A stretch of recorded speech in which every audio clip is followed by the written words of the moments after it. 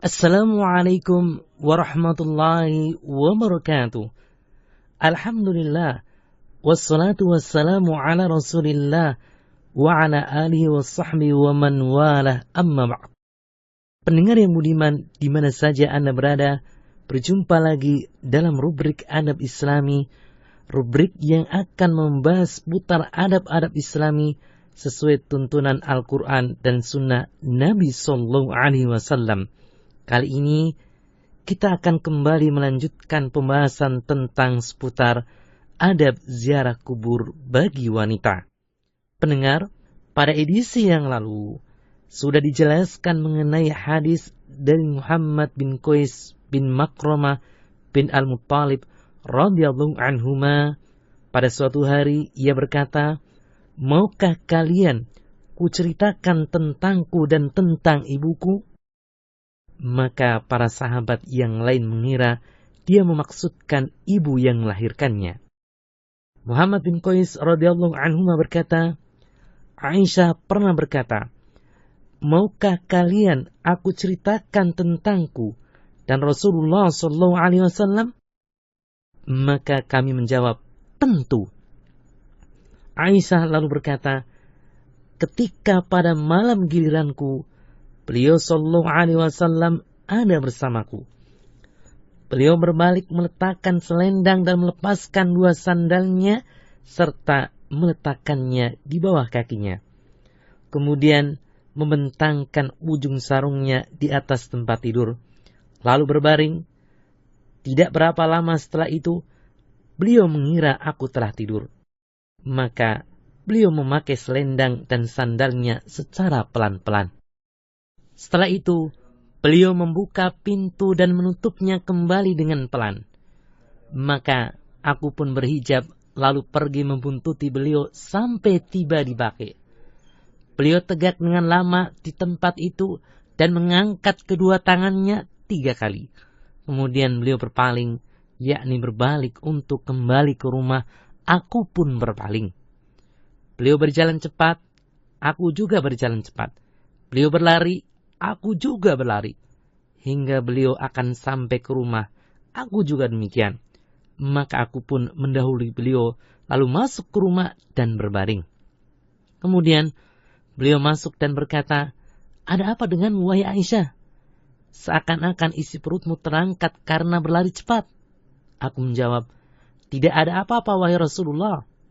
Beliau berkata, "Engkau katakan atau Allah yang akan menceritakan sebenarnya kepadaku?" Aku berkata, "Wahai Rasulullah, demi ayah dan ibuku, aku ceritakan kejadiannya." Beliau sallallahu alaihi wasallam berkata, "Berarti engkau benda hitam yang kulihat di depanku tadi?" Aku menjawab, "Benar." Maka beliau memukul dadaku dengan pukulan yang menyakitkanku.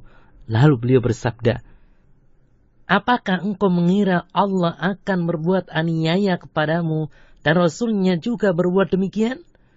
Aku berkata, "Bagaimanapun disembunyikan oleh manusia akan diketahui juga oleh Allah." Beliau berkata, "Jibril mendatangiku, kemudian memanggilku, maka aku menjawabnya. Dan dia tidak mau masuk karena ada engkau, karena engkau sudah melepas pakaianmu. Aku mengira engkau telah tidur dan aku tidak suka membangunkanmu. Aku khawatir engkau merasa tidak senang." Maka Jibril berkata, "Sesungguhnya Rabbmu menyuruhmu datang ke penghuni Baqi' dan memohonkan ampun untuk mereka." Aisyah berkata, "Apa yang harus aku ucapkan pada mereka, yakni penghuni kuburan, wahai Rasulullah?" Beliau bersabda, "Katakanlah, semoga keselamatan tercurah bagi para penghuni kuburan ini dari kalangan mukminin dan muslimin, dan semoga Allah merahmati orang yang terdahulu dan orang yang belakangan dari kita. Dan kami insya Allah akan menyusul kalian." Hadis riwayat Muslim, An-Nasai, dan yang lainnya. Adapun kelanjutannya, pendengar, hadis ini menguatkan pendapat bahwasannya rukhsah untuk berziarah kubur setelah sebelumnya dilarang juga mencakup para wanita. Dan kisah itu terjadi di Madinah karena Nabi Sallallahu Alaihi Wasallam telah tinggal bersama Aisyah radhiyallahu anha. Sedangkan larangan ziarah kubur terjadi ketika masih di Makkah. Kita tetap menegaskan hal ini walau kita tidak tahu sejarah yang menguatkannya, karena kesimpulan yang benar menguatkan hal tersebut, yaitu ucapan Nabi Sallallahu Alaihi Wasallam, yaitu dulu aku melarang kalian. Sabda Nabi ini tidak bisa dipahami bahwa larangan ziarah kubur ditetapkan di Madinah, bukan di Makkah, yang memang di sana kebanyakan yang disyariatkan adalah hukum-hukum yang berkaitan dengan tauhid dan akidah.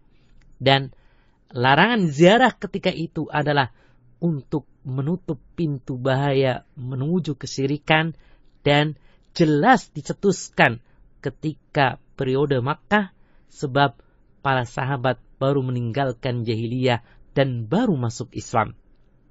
Hingga ketika tauhid telah kokoh di dalam hati-hati mereka, dan setelah mereka tahu jenis-jenis syirik yang mengakibatkan kerusakan tauhid, maka setelah itu beliau pun membolehkan ziarah kubur. Adapun kalau beliau membiarkan para sahabat selama periode Makkah dalam kebiasaan mereka berziarah, kemudian beliau Sallallahu Alaihi Wasallam melarang mereka untuk melakukan hal itu di Madinah, maka ini jauh sekali dari hikmah syariat. Oleh karena itu, bahwa larangan tersebut dilontarkan ketika masih di Makkah. Jika demikian, maka izin beliau Sallallahu Alaihi Wasallam kepada Aisyah radhiyallahu anha untuk berziarah di Madinah adalah dalil yang jelas. Pendengar, dalam hadis Anas radhiyallahu anhu bahwa Nabi Sallallahu Alaihi Wasallam pernah bersabda kepada seorang wanita yang beliau lihat berada di sisi kuburan. Rasulullah Sallallahu Alaihi Wasallam pernah melewati seorang wanita yang menangis di sisi kuburan, maka beliau bersabda, bertakwalah kepada Allah dan bersabarlah. Hadis riwayat Bukhari. Al-Hafidh Ibnu Hajar rahimahullah berkata, dalam sisi yang dijadikan argumen dari hadis ini adalah beliau Sallallahu Alaihi Wasallam tidak mengingkari duduknya wanita tersebut di sisi kuburan, dan ucapan beliau adalah hujjah. Al-Aini rahimahullah berkata, dalam hadis ini ada pembolehan ziarah kubur secara mutlak. Sama saja apakah yang berziarah pria atau wanita, dan apakah yang diziarahi muslim atau kafir, karena tidak adanya pemisahan dalam hal ini.